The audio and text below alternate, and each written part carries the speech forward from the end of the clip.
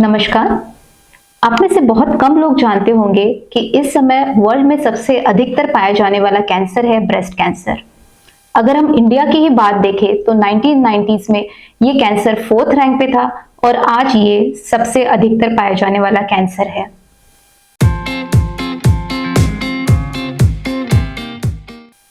इसलिए इस वीडियो में आज हम बात करेंगे सेल्फ ब्रेस्ट एग्जामिनेशन की। तो ये सेल्फ ब्रेस्ट एग्जामिनेशन क्या है? ये एक स्टेप बाय स्टेप टेक्निक है जिससे हम अपने खुद के ब्रेस्ट को एग्जामिन कर सकते हैं। और हमें इसे जानने की क्यों जरूरत है? रिसर्च से ये देखा गया है कि जो ladies regular self breast examination करती है वो अपने इन्फेक्शन, किसी भी प्रकार की गांठ या कैंसर का अर्ली डायग्नोसिस कर सकते हैं। मतलब हम ब्रेस्ट से रिलेटेड कोई भी प्रॉब्लम को उनके शुरू की स्टेज में ही पकड़ सकते हैं और इस वजह से ये देखा गया है कि उनके जो ट्रीटमेंट के रिजल्ट्स है वो काफी अच्छे होते हैं और उनका आउटकम ये काफी बाकी पेशेंट से बेहतर होता है। अगर सेल्फ ब्रेस्ट एग्जामिनेशन में आपको कोई भी पॉजिटिव फाइंडिंग मिलती है तो उस कंडीशन में आपने अपने सर्जन या गायनेकोलॉजिस्ट को जाके मिलना चाहिए और वो जिस तरीके से आपको टेस्ट या इन्वेस्टिगेशन एडवाइस करे वो इन्वेस्टिगेशंस कराने चाहिए। अब हम बात करेंगे सेल्फ ब्रेस्ट एग्जामिनेशन कैसे करते हैं और कब करनी चाहिए। सेल्फ ब्रेस्ट एग्जामिनेशन ये हमें हर महीने में एक बार करनी चाहिए और इस टेस्ट को करने के लिए हमें सिर्फ कुछ मिनटों का ही समय चाहिए होता है। जब आप सुबह सुबह तैयार हो रहे हो या आप शाम को कंफर्टेबली अपने घर में बैठे हैं, आप बेड पर अपने आराम कर रहे हैं या नहाते वक्त या शॉवर लेते वक्त भी आप ये सेल्फ ब्रेस्ट एग्जामिनेशन कर सकते हैं। अगर हम देखें कि ये हमें कौन से टाइम पे करना चाहिए तो जो लेडीज रिप्रोडक्टिव एज में हैं और जिनके पीरियड्स आते हैं उन लेडीज ने ये टेस्ट हर पीरियड्स के बाद एक फिक्स डे पे करना चाहिए, जैसे कि पीरियड्स खत्म होने के बाद 4th डे या 5th डे पे करना चाहिए। जिन लेडीज के पीरियड्स इरेगुलर होते हैं या जो पोस्ट मेनोपॉजल है, जिनके पीरियड्स बंद हो गए हैं, वो लेडीज ये टेस्ट महीने में कोई भी एक दिन कर सकते हैं, जो भी आपको कन्वीनियंट हो। अगर जैसे आप डिसाइड कर ले कि आपको महीने की 1 तारीख को ये टेस्ट करना है तो वही डे डिसाइड करके आपको हर महीने वही सेम डे पे आपको ये टेस्ट करना है। ये एक बहुत ही सिंपल टेस्ट है और इसके 3 मुख्य पार्ट है। पहला पार्ट है विजुअल एग्जामिनेशन, दूसरा पार्ट है खड़े होकर हाथों से चेकिंग करना और तीसरा पार्ट है बेड पर लेटे हुए हाथों से चेकिंग करना। जो फर्स्ट पार्ट है विजुअल एग्जामिनेशन वो मिरर के सामने किया जाता है।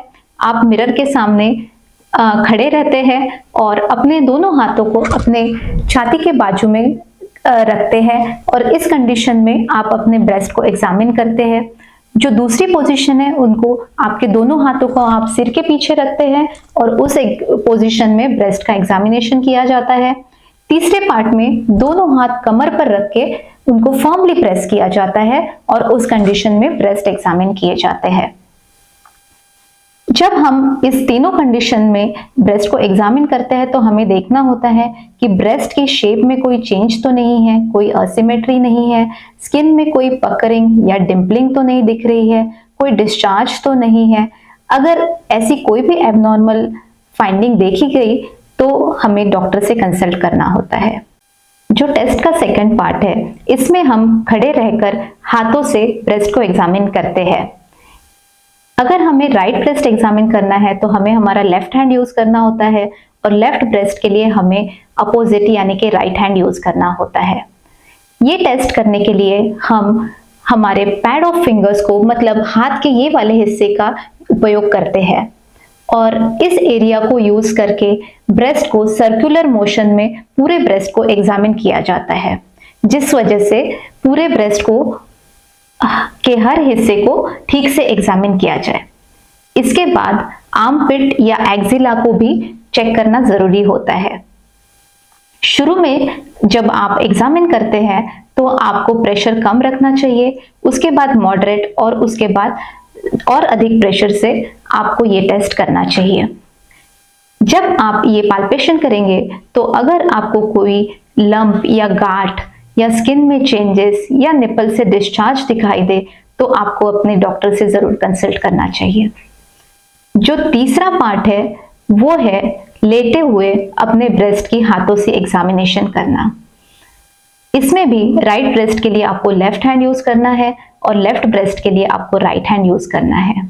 अगर आप राइट ब्रेस्ट का एग्जामिनेशन कर रहे हैं तो उस समय आपको राइट शोल्डर के नीचे कोई पिलो या एक फोल्डेड टॉवेल रखना जरूरी है।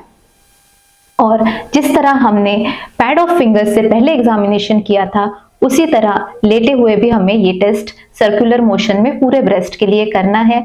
और लास्ट में हमें एक्सिला और निपल एरियोला एरिया को भी प्रेस करके कोई डिस्चार्ज है या नहीं ये चेक करना जरूरी है। जो लेट कर टेस्ट करने वाला पार्ट है ये स्पेशली जिन लेडीज के ब्रेस्ट काफी हेवी होते हैं उनके लिए बहुत ही यूजफुल होता है।